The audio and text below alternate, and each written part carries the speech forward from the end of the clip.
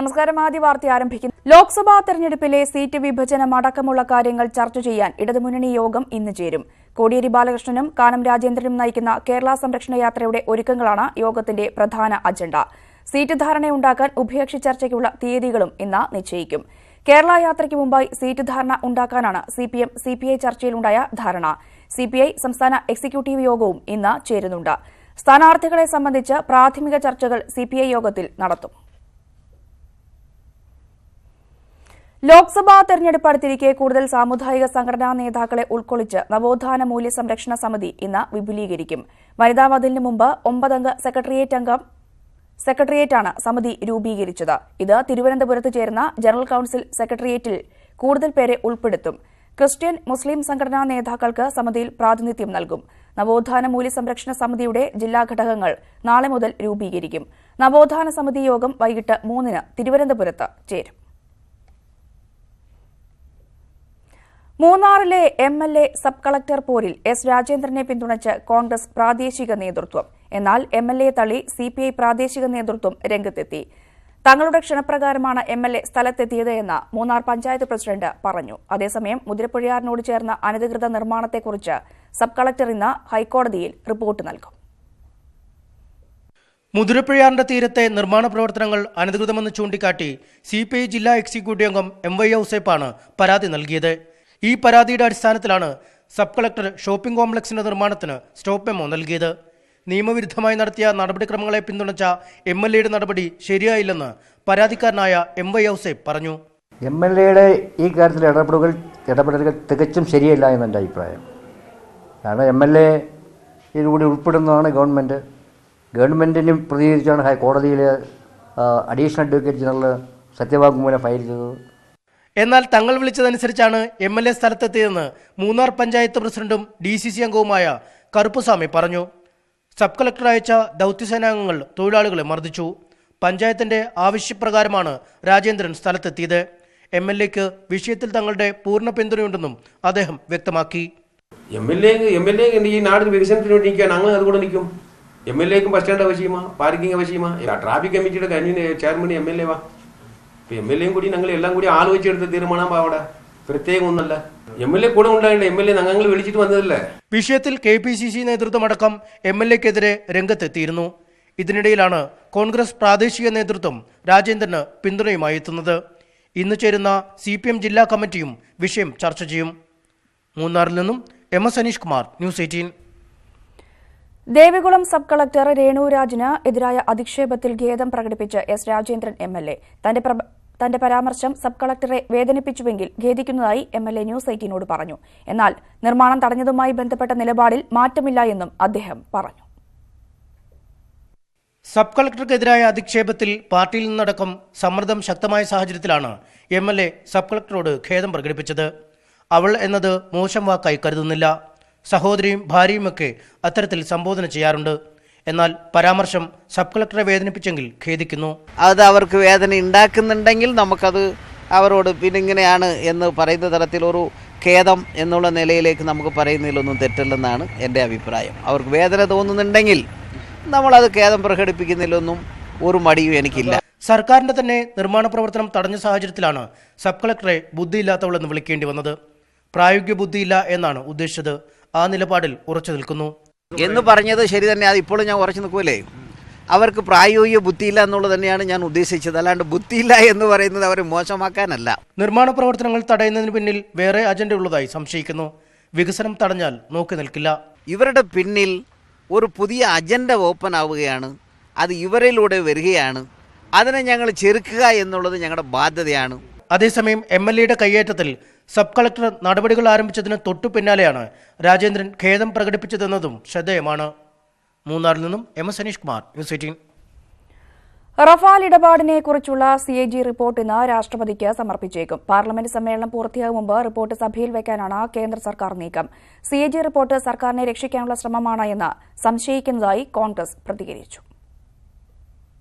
Budget സമ്മേളനം ബുധനാഴ്ച അവസാനിക്കുന്ന സാഹചര്യത്തിലാണ് കേന്ദ്ര സർക്കാർ നീക്കം. റഫാൽ ഇടപാടിൽ പ്രധാനമന്ത്രിയുടെ ഓഫീസ് സമാന്തര ചർച്ചകൾ നടത്തിയെന്ന വിവാദത്തിനിടെയാണ് കൺട്രോളർ ആൻഡ് ഓഡിറ്റർ ജനറലിന്റെ റിപ്പോർട്ട് പാർലമെന്റിൽ വരുന്നത്. ലോക്സഭാ സ്പീക്കർക്കും രാജ്യസഭാ അധ്യക്ഷനും രാഷ്ട്രപതിയുടെ ഓഫീസിൽ നിന്നുമാണ് റിപ്പോർട്ട് നൽകുക. CAG റിപ്പോർട്ട് സർക്കാരിനെ രക്ഷിക്കാനുള്ള ശ്രമമെന്ന് സംശയിക്കുന്നതായി കോൺഗ്രസ് പ്രതികരിച്ചു. സർക്കാരിനെ രക്ഷിക്കുന്നതിനൊപ്പം സ്വയം രക്ഷപ്പെടാനാണ് CAG ശ്രമിക്കുന്നതെന്ന് കപിൽ സിബൽ ആരോപിച്ചു. വ്യോമസേനയുടെ എല്ലാ ആയുധ ഇടപാടുകളും പരാമർശിച്ചുകൊണ്ടുള്ളതാകും റിപ്പോർട്ട്. റഫാൽ ഇടപാടിന്റെ മാത്രമായുള്ള റിപ്പോർട്ട് ആവില്ല സഭയിൽ വരുന്നത്.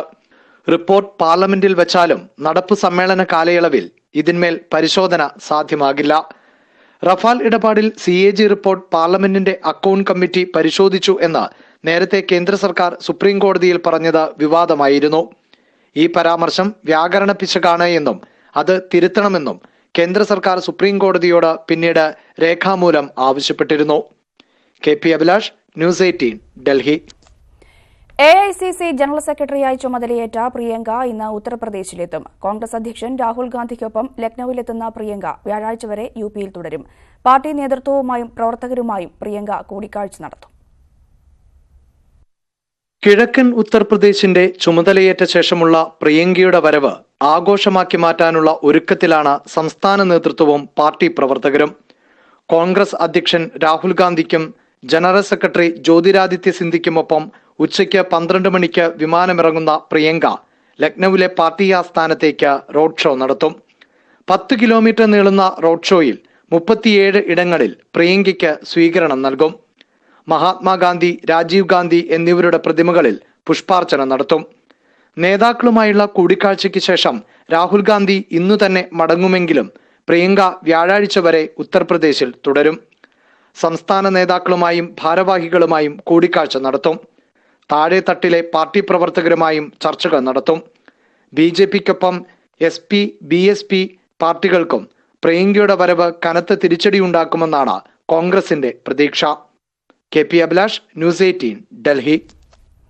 ആന്ധ്രാപ്രദേശിന് പ്രത്യേക പദവി ആവശ്യപ്പെട്ട മുഖ്യമന്ത്രി ചന്ദ്രബാബു നായിഡുവിന്റെ 12 മണിക്കൂർ ഉപവാസം ഇന്ന് ഡൽഹിയിൽ നടക്കും. രാവിലെ 8 മണി മുതൽ രാത്രി 8 വരെ ആന്ധ്രാഭവനിലാണ് ഉപവാസം. ആന്ധ്രയിൽ നിന്നും TDP പ്രവർത്തകരെ പ്രത്യേക ട്രെയിനുകളിലാണ് ഡൽഹിയിൽ എത്തിച്ചത്. പ്രത്യേക പദവി വിഷയത്തിലാണ് നരേന്ദ്രമോദി സർക്കാരുമായി ഇടഞ്ഞ് ചന്ദ്രബാബു നായിഡു NDA വിട്ടത്. നീതിക്ക് വേണ്ടിയുള്ള പോരാട്ടമാണ് എന്ന് ചന്ദ്രബാബു നായിഡു പറഞ്ഞു. രാവിലെ രാജ്ഘട്ടിൽ പ്രത്യേക പ്രാർത്ഥന നടത്തിയ ശേഷമായിരിക്കും ഉപവാസം തുടങ്ങുക.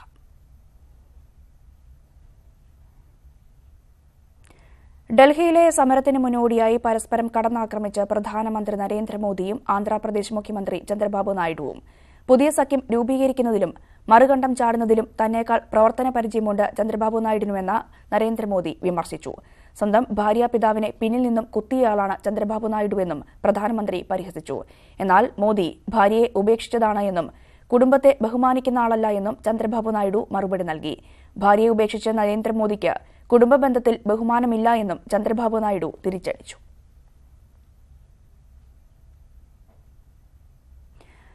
UPയിൽ വ്യാജമദ്യം കഴിച്ച് നിരവധി പേർ മരിച്ച സംഭവം അന്വേഷിക്കാൻ പ്രത്യേക സംഘത്തെ നിയോഗിച്ച് യോഗി ആദിത്യനാഥ്.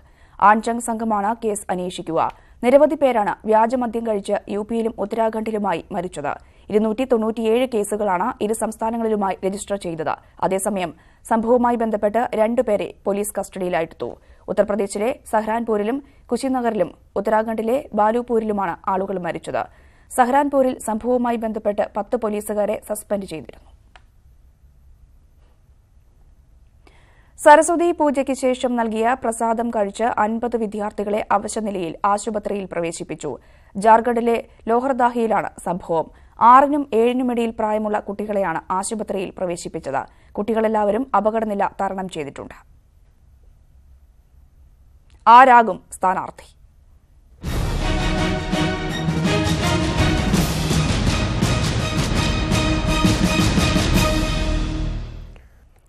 തിരുവനന്തപുരം ലോക്സഭാ മണ്ഡലത്തിൽ ശശി തരൂരിന്റെ എതിരാളികൾ ആരൊക്കെയായിരിക്കും? ഏറ്റവും പ്രതീക്ഷ പുലർത്തുന്ന മണ്ഡലത്തിൽ മികച്ച സ്ഥാനാർത്ഥിയാണ് BJP തേടുന്നത്. കഴിഞ്ഞ തവണയുണ്ടായ ക്ഷീണം തീർക്കാൻ ആരെ കളത്തിലിറക്കാം എന്നത് ഇടത് കേന്ദ്രങ്ങളെയും കുഴയ്ക്കുന്നു. സംസ്ഥാനത്തെ ഏറ്റവും വാശിയേറിയ പോരാട്ടത്തിന് തിരുവനന്തപുരം അംഗം കുറിക്കുകയാണ്. ശശി തരൂരിന് പകരം മറ്റൊരു പേര് കോൺഗ്രസിന്റെ പരിഗണനയിലില്ല. സ്ഥാനാർത്ഥിത്വം ഉറപ്പിച്ച തരൂർ ആദ്യവട്ട പ്രചരണവും ആരംഭിച്ചു. അങ്ങനെയെങ്കിൽ തരൂരിനെ എതിരിടാൻ ആര്? BJPക്ക് ഇക്കുറി വിജയത്തിൽ കുറച്ച് ചിന്തിക്കാനാവില്ല. കുമ്മനം രാജശേഖരനോ സുരേഷ് ഗോപിയോ അല്ലെങ്കിൽ മറ്റൊരു പൊതുസമ്മതനോ? വിമുഖത പ്രകടിപ്പിച്ചെങ്കിലും അവസാനവട്ടം നടൻ മോഹൻലാൽ സ്ഥാനാർത്ഥിയായി എത്തുമോ? ഞങ്ങൾ ഇന്ന് ഏത് സ്ഥാനാർത്ഥിയാണെങ്കിലും താമര ചിഹ്നത്തിൽ നിൽക്കുന്ന പാർട്ടി നേതാവിനെ വിജയിപ്പിക്കാൻ ഏറ്റവും ശക്തമായിട്ടുള്ള സംഘടനാ പ്രവർത്തനം എത്തിച്ചു കഴിഞ്ഞ ഒരു പാർലമെന്റ് മണ്ഡലമായിട്ട് തിരുവനന്തപുരം മണ്ഡലം മാറിക്കഴിഞ്ഞു. ഇടതുമുന്നണിയിലെ ചർച്ചകളെല്ലാം നീളുന്നത് CPIയുടെ തീരുമാനത്തിലേക്കാണ്. ആരെ CPI രംഗത്തിറക്കും? പാർട്ടിയുടെ പ്രമുഖ നേതാക്കൾ തന്നെയാണ് പരിഗണനാ പട്ടികയിൽ. കാനം രാജേന്ദ്രൻ തന്നെ വന്നേക്കാം. പന്ന്യൻ രവീന്ദ്രൻ, C ദിവാകരൻ എന്നിവരുടെ സാധ്യതകളും തള്ളേണ്ട. തിരുവനന്തപുരം മണ്ഡലത്തിൻ്റെ ഒരു പൊതുസ്വഭാവം ഏതെങ്കിലും ഒരു കക്ഷിക്ക് മാത്രമായി സ്ഥിരമായി ജയിക്കാൻ കഴിയുന്ന ഒരു മണ്ഡലം ആയിരുന്നില്ല. മുമ്പും ഇപ്പോഴും മാറി മാറി വിജയിക്കുന്ന അവസ്ഥയാണ് തിരുവനന്തപുരം മണ്ഡലത്തെ സംബന്ധിച്ചോളം കഴിഞ്ഞ കാലങ്ങളിലെ അനുഭവം. ഇപ്പോൾ തിരുവനന്തപുരം പാർലമെൻറ്റ് മണ്ഡലത്തിൽ ഇടതുപക്ഷ ജനാധിപത്യ മുന്നണി തീർച്ചയായും വിജയിക്കും എന്ന കാര്യത്തിൽ തർക്കമില്ല. സംസ്ഥാനത്തെ ഏറ്റവും ശ്രദ്ധയാകർഷിക്കുന്ന പോരാട്ട കേന്ദ്രമായി തിരുവനന്തപുരം മാറുകയാണ്. കേരളം കാണാൻ പോകുന്ന ശക്തമായ ത്രികോണ മത്സരത്തിന്റെ സൂചനകൾ മുന്നണികളുടെ തെരഞ്ഞെടുപ്പ് തയ്യാറെടുപ്പുകളിലുമുണ്ട്. തരൂരിനൊത്ത എതിരാളികളെ തേടുകയാണ് BJPയും ഇടതുമുന്നണിയും. തലസ്ഥാനം പിടിക്കുക ഇത്തവണ 3 കക്ഷികൾക്കും അഭിമാന പ്രശ്നമാകുമ്പോൾ പോരാട്ടം കടുക്കുമെന്ന കാര്യത്തിൽ തർക്കമില്ല. തിരുവനന്തപുരത്ത് നിന്നും TG സജിത്, ന്യൂസ് 8. കോൺഗ്രസിലെ ഗ്രൂപ്പ് രാഷ്ട്രീയത്തിന്റെ രക്തസാക്ഷിയാണ് ആലുവ നഗരസഭ മുൻ chairman MO John. AI group പോര് ശക്തമായ 2003 എറണാകുളം ലോക്സഭാ ഉപതെരഞ്ഞെടുപ്പിൽ അതിന് ഇരയായത് UDF സ്ഥാനാർത്ഥിയായിരുന്ന കോൺഗ്രസിലെ MO ജോൺ ആയിരുന്നു. ഈ തോൽവിയായിരുന്നു ഗ്രൂപ്പ് വഴക്ക് അതിന്റെ പാരമിതിയിൽ എത്തിച്ചത്. ഐ ഗ്രൂപ്പിന് വേരുകളുള്ള എറണാകുളം മണ്ഡലത്തിൽ എ ഗ്രൂപ്പിന്റെ സ്ഥാനാർത്ഥിയായി AK ആന്റണി MO ജോണിന്റെ പേര് അവതരിപ്പിച്ചതോടെ ഗ്രൂപ്പ് പോരിന്റെ പുതിയ പാത തുറക്കുകയായിരുന്നു അന്ന്. AK ആന്റണി ചെയ്തതിന് അതേ നാണയത്തിൽ തന്നെ K കരുണാകരൻ ഐ ഗ്രൂപ്പിന് വേണ്ടി മറുപടിയും നൽകി. എതിർ സ്ഥാനാർത്ഥിയുടെ ചിഹ്നം കൂടിയായ ടെലിവിഷൻ കാണാൻ അദ്ദേഹം എല്ലാവരോടും ആഹ്വാനം ചെയ്തു. ഫലം, കഴിഞ്ഞ തവണ 1 ലക്ഷത്തിലധികം വോട്ടിന് ജയിച്ച മണ്ഡലത്തിൽ UDF സ്ഥാനാർത്ഥി 31,000-ലധികം വോട്ടിന് പരാജയപ്പെട്ടു. അന്നത്തെ രാഷ്ട്രീയ സാഹചര്യമായിരുന്നു അതിന് കാരണമെന്നാണ് ഇന്നും MO ജോണിനെ വിശ്വസിക്കാൻ ഇഷ്ടം. ഞാൻ അതിനെക്കുറിച്ച് ഇപ്പോൾ എന്തെങ്കിലും പറയുന്ന ഒരു ഭംഗിയാണോ എന്നെനിക്കൊരു സംശയമുണ്ട്. പല സാഹചര്യങ്ങളും അന്ന് കോൺഗ്രസ് സ്ഥാനാർത്ഥിക്ക് എതിരായി വന്നു. അങ്ങനെ ഒരു നേരിയ വോട്ടിൻ്റെ വ്യത്യാസത്തിൽ പരാജയപ്പെടാൻ ഇടയായി. അതിലാരെയും കുറ്റപ്പെടുത്താനൊന്നും ഞാൻ ഉദ്ദേശിക്കുന്നില്ല. അന്നത്തെ രാഷ്ട്രീയ സാഹചര്യം അത്തരത്തിലുള്ളതായിരുന്നു എന്നുള്ളത് കൊണ്ടായിരിക്കും അങ്ങനെ സംഭവിച്ചത്. പ്രത്യക്ഷ ഗ്രൂപ്പ് രാഷ്ട്രീയത്തിന്റെ രക്തസാക്ഷിയായി ജോൺ മാറിയെങ്കിലും പിന്നീട് ആ പരിഗണനയൊന്നും പാർട്ടിയിൽ നിന്ന് അദ്ദേഹത്തിന് ലഭിച്ചുമില്ല. പ്രാദേശിക രാഷ്ട്രീയത്തിന്റെ തിരക്കുകളിലേക്ക് മാറിയ ജോൺ തനിക്ക് കിട്ടിയ ബോണസ് ആയിരുന്നു സ്ഥാനാർത്ഥിത്വമെന്നാണ് വിശ്വസിക്കാൻ ഇഷ്ടപ്പെടുന്നതും. ന്യൂസ് 18 കൊച്ചി. വീണ്ടും വാർത്തകളിലേക്ക്. SNDP യോഗം ജനറൽ സെക്രട്ടറി വെള്ളാപ്പള്ളി നടേശന് കൊല്ലം മുൻസിഫ് കോടതിയുടെ നോട്ടീസ്. വെള്ളിയാഴ്ച ചേർത്തലയിൽ സംഘടിപ്പിക്കുന്ന യോഗത്തിന്റെ വാർഷിക ജനറൽ ബോഡി യോഗത്തിലെ നിയമാവലി ഭേദഗതി നീക്കത്തിലാണ് നോട്ടീസ്. വിമത വിഭാഗം നൽകിയ ഹർജിയിൽ മുൻസിഫ് കോടതി ഇന്ന് വാദം കേൾക്കും. SNDP യോഗത്തിന്റെ വാർഷിക ജനറൽ ബോഡി യോഗം ഫെബ്രുവരി 15-ന് ചേർത്തല SN കോളേജിൽ ചേരാനിരിക്കുകയാണ്. ഇതിൽ നിയമാവലി ഭേദഗതി ചെയ്ത് വെള്ളാപ്പള്ളി നടേശന് യോഗത്തിന്റെ ആജീവനാന്ത ജനറൽ സെക്രട്ടറിയാകാനാണ് നീക്കമെന്ന് ഹർജിക്കാർ ആരോപിക്കുന്നു. നിയമാവലി അനുസരിച്ച് 3 വർഷം മാത്രമാണ് ജനറൽ സെക്രട്ടറിയുടെ കാലാവധി. എന്നാൽ 1999-ൽ കാലാവധി 5 വർഷമായി ഉയർത്തി. കമ്പനി നിയമപ്രകാരം നിയമാവലി ഭേദഗതി ചെയ്യാൻ കമ്പനി രജിസ്ട്രാറുടെ അനുമതി തേടണം. നിയമാവലി ഭേദഗതിക്ക് മുൻപോ ശേഷമോ SNDP യോഗം അനുമതി തേടിയില്ല. ഇത് നിയമവിരുദ്ധ നടപടിയാണ്. ജനറൽ സെക്രട്ടറി സ്ഥാനത്ത് 3 വർഷം പൂർത്തിയാക്കിയ സാഹചര്യത്തിൽ വെള്ളാപ്പള്ളിക്ക് തൽസ്ഥാനത്ത് തുടരാൻ യോഗ്യതയില്ലെന്നും വാർഷിക ജനറൽ ബോഡി യോഗത്തിലെ നിയമാവലി ഭേദഗതി നീക്കം തടയണമെന്നുമാണ് ഹർജിക്കാരുടെ ആവശ്യം. SNDP യോഗം നേതൃത്വത്തിലിരിക്കുന്ന ഭാരവാഹികളുടെ കാലാവധി 3 വർഷം എന്നുള്ളത് ശ്രീ വെള്ളാപ്പള്ളി നടേശൻ അത് 5 വർഷമാക്കി ബൈലാ ഭേദഗതി ചെയ്തു. അതിന് നാളിതുവരെ രജിസ്ട്രാർ ഓഫ് കമ്പനീസിൻ്റെ അനുമതി മേടിച്ചിട്ടില്ല. നിരവധി കേസുകളിൽ അദ്ദേഹം പ്രതിയാണ്. അങ്ങനെ പ്രതിസ്ഥാനത്ത് നിൽക്കുന്ന ഒരാൾ SNDP യോഗത്തിൻ്റെ ജനറൽ സെക്രട്ടറി ആവാൻ യോഗ്യനല്ല. അതുകൊണ്ട് അദ്ദേഹത്തിനെ ആ തലസ്ഥാനത്ത് നിന്ന് മാറ്റണം എന്നാണ് നമ്മുടെ കേസിന്റെ മറ്റൊരാവശ്യം. കൊല്ലം മുൻസിഫ് കോടതിയിൽ നൽകിയ ഹർജിയിൽ വെള്ളാപ്പള്ളി നടേശനും SNDP യോഗവുമാണ് എതിർകക്ഷികൾ. ഇരുവർക്കും നോട്ടീസ് അയച്ച കോടതി ഹർജിയിൽ ഉടൻ വാദം കേൾക്കും. ന്യൂസ് 18 കൊല്ലം. സമരത്തോടൊപ്പം സാമൂഹ്യ ഇടപെടലുമായി കെഎസ്ആർടിസിയിൽ നിന്നും പിരിച്ചുവിട്ട എംപാനൽ കണ്ടക്ടർമാർ പൊതുജനങ്ങൾക്കും ഉപയോഗപ്പെടുത്താവുന്ന രീതിയിൽ തിരുവനന്തപുരം നഗരത്തിലെ ക്ഷേത്രക്കുളം വൃത്തിയാക്കിയാണ് എംപാനൽ കണ്ടക്ടർമാർ വേറിട്ട സമരമാർഗം തേടിയത്. കഴിഞ്ഞ 20 ദിവസത്തിലധികമായി തിരുവനന്തപുരത്ത് സെക്രട്ടേറിയറ്റിന് മുന്നിൽ സമരത്തിലാണിവർ. ഈ ദിവസങ്ങളിൽ സമരക്കാർ കുളിക്കാനടക്കം എസ് കോവിൽ റോഡിലെ ഈ ക്ഷേത്രക്കുളത്തിലെത്തിയിരുന്നു. അങ്ങനെയാണ് പൊതു ആവശ്യങ്ങൾക്കായി കൂടുതൽ പേർക്ക് ഉപയോഗിക്കാവുന്ന രീതിയിൽ കുളം വൃത്തിയാക്കുക എന്ന ആശയം വരുന്നത്. ഉച്ചവരെ സമരപ്പന്തലിൽ ചെലവഴിച്ച ശേഷം എല്ലാവരും കുളത്തിലേക്കെത്തി. 2 മണിക്കൂറിലധികം നീണ്ട ശ്രമദാനം. ഒടുവിൽ കുളം പൂർണ്ണമായി വൃത്തിയാക്കി. തിരുവനന്തപുരത്തെ ജനങ്ങൾ ഈ സമരത്തെ വളരെ ക്രിയാത്മകമായി ഇടപെടുകയും അവർ ഞങ്ങൾ നിരവധി മേഖലകളിൽ ഞങ്ങൾ സഹായിക്കുകയും ചെയ്തിട്ടുണ്ട്. അതോടൊപ്പം തന്നെ ഈ കുളം ഞങ്ങൾക്ക് കിട്ടിയ സൗകര്യങ്ങൾ, താമസ സൗകര്യങ്ങൾ ഉപയോഗപ്പെടുത്തുന്നതിന് ഈ കുളം കൂടെ ഞങ്ങൾ ഉപയോഗപ്പെടുത്തി. അപ്പോൾ ഞങ്ങൾ പോകുമ്പോൾ ഈ നാട്ടുകാർക്ക് വേണ്ടി എന്തെങ്കിലും ഒന്ന് ചെയ്യണമെന്ന് ഞങ്ങൾക്ക് ആഗ്രഹമുണ്ട്. ഇതും ഒരു സമരമാണ്. ഞങ്ങളുടെ പ്രതിഷേധത്തിന്റെ ഒരു സമരം കൂടെയാണ്. അതോടൊപ്പം ഈ നാട്ടുകാർക്ക് അതുകൊണ്ടുള്ള ഒരു ഗുണം കൂടെ കിട്ടുന്നത് എന്നുള്ള വിചാരത്തിലാണ് കുളം നന്നാക്കാൻ വേണ്ടി കൂട്ടായ്മ തീരുമാനിച്ചത്. സമരാഗ്നിയിൽ അല്പം കുളിര് എന്ന മുദ്രാവാക്യവുമായാണ് കുളം വൃത്തിയാക്കുന്ന ജോലി സമരക്കാർ ഏറ്റെടുത്തത്. 100ഓളം സമരക്കാർ കുളം വൃത്തിയാക്കാൻ ഒന്നിച്ചുകൂടി. ന്യൂസ് 18 തിരുവനന്തപുരം. ഇസ്ലാമിക് സ്റ്റേറ്റിനെ തുടച്ചു നീക്കാൻ ആക്രമണം ശക്തമാക്കി ഭീകരവിരുദ്ധ സഖ്യസേന. കിഴക്കൻ സിറിയയിൽ ശേഷിക്കുന്ന ഭീകര കേന്ദ്രങ്ങളിലേക്കാണ് കുർദിഷ് അറബ് സായുധ വിഭാഗങ്ങളുടെ കൂട്ടായ്മയായ സിറിയൻ ഡെമോക്രാറ്റിക് ഫോഴ്സ് ആക്രമണം ശക്തിപ്പെടുത്തിയത്.